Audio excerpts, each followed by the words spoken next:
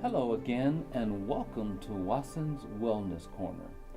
If you and your spouse have tried everything and you decide that divorce is the best option, you may require the assistance of Illegal Document Preparation Assistance, Inc. Ms. Lawal from Illegal Document Preparation Assistance, Inc. will be speaking with us today about the services you provide. Well, thank you very much for asking, and I'm happy to share what we do at Illegal Document Preparation, Inc.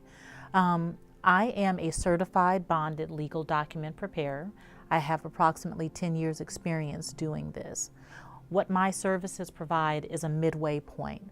Some people feel that they cannot afford the retainer fee for an attorney, and so they try to do everything on their own, self-represented, but they have no knowledge of the documents, the timelines, different nuances that are the court's expectations. I'm right there in the middle. I have access to all the court documents. I have experience preparing documents in Orange County, Los Angeles County, Riverside County, San Bernardino, and San Diego counties. Can we get an emergency divorce?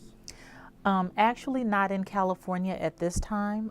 There really aren't grounds for an emergency reason to be divorced. The courts like to give people a 6 months and a day. That's the soonest you can be divorced, and that's 6 months and 1 day from the day that the petitioner serves the summons on the respondent. It's basically a cooling off period. It gives people an opportunity to stop and consider that this is something really that they would like to do, that that's the best course of action for them.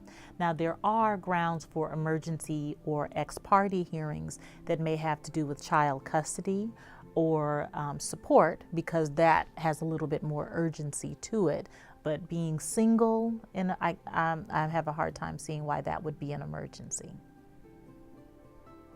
What if one spouse decides to not participate in the divorce process at all? Could they halt the divorce and force me to stay married if I don't want to be? That's a good question. And in that instance, the court offers relief in the form of a default dissolution of marriage. And there's still procedures that need to be followed. There still are specific documents that need to be filed. But if the court assumes that one party is not participating, they assume that they don't care.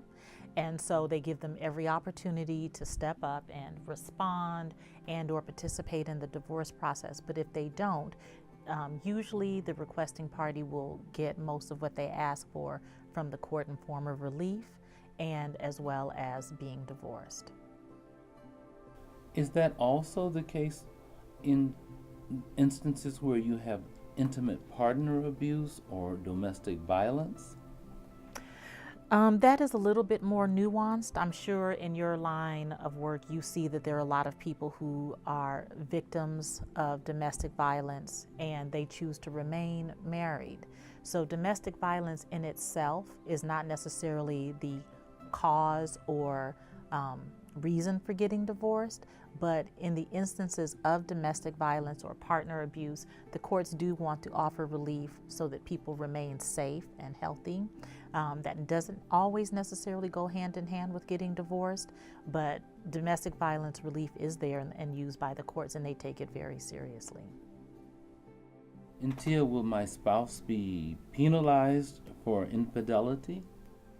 Not in California. California and many other of the states are no-fault states, and even certain states like New York, which they do take fault in consideration. The fault is very difficult to prove, so it's not really a worthwhile endeavor for the courts. What a lot of individuals do is that they may spend the time and resources on a private investigator because they want to know for themselves before they take the final step of getting divorced that they're not just thinking or assuming or being jealous that the other partner is committing infidelity, but we're a no-fault state, so anything such as infidelity, bad wife, messy housekeeper, not participating in the child rearing, any of those, they are not grounds for divorce. For California, we usually look at irreconcilable differences, or we look at something such as fraud. Maybe someone duped you into getting married. You marry someone who you think is a man, but they turn out to be a woman. That could be fraud, and that's grounds, but not we are no fault, so it doesn't matter. So, are there only those two grounds for seeking a divorce? Those are the two major grounds for seeking divorce. I think maybe sometimes you've seen like people get divorced and then they turn right around within a year. That's called like a summary dissolution. Maybe they have been married only a year, they don't have assets, and they don't have children. Usually that's just almost kind of a quickie divorce for, I don't want to call anyone's marriage a mistake, but maybe people didn't enter into the marriage with thoughtful consideration. So there are some other forms of relief for getting a divorce, but not necessarily blaming the other party one way or the other. So, would you say the quickie divorce is a form of an emergency divorce? I try not to do that because when people hear the words emergency, a lot of people think, okay, my situation is an emergency, and you can't really fault them for that. The courts use specific languages for emergency hearings, which is ex parte, and they have very specific code section as to what constitutes an emergency.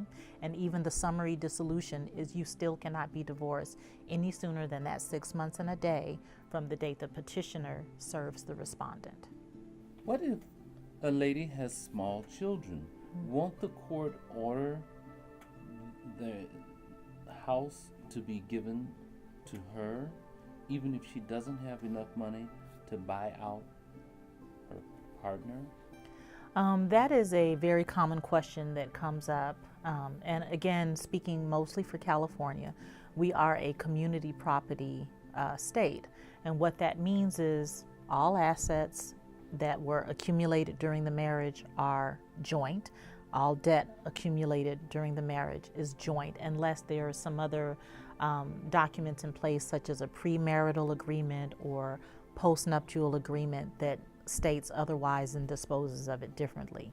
So I understand that life is not fair, and I understand the angst that a person feels when they're going through a divorce and they have to consider that they may have to sell their home and uproot the children. However, a house is an asset, real property is an asset, and so the courts try to be very careful about disrupting any one person's rights. It doesn't necessarily have to be a husband or a wife or a man or a woman.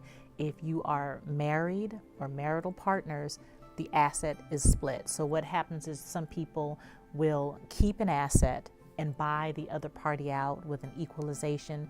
That can be done with a lump sum up front, or it can be done in payments over time. It can become due in a year or two, but the other party needs to be made whole for that asset. And just little children is not enough of a reason to say, you get out, you don't get any asset, associated with this property. It doesn't really work that way, unfortunately. Entia, do you have anything additional to add? Well, first of all, I'd like to thank you for your time having me on your Wellness Corner today. I definitely appreciate that. I would like to let your audience know that I am not an attorney. I am a certified legal document preparer, and a lot of this information is available on the internet. People should take the time to educate themselves to see if, in fact, they need an attorney, or if, in fact, my services would be best for them. Well stated. Even though we're providing advice related to legal issues, there is no substitute for a licensed, experienced attorney for a matter as serious as divorce. Absolutely. Well said. Please like this webinar, leave a comment in the link below, and subscribe. Thanks again, and we'll see you next time in Wassen's Wellness Corner.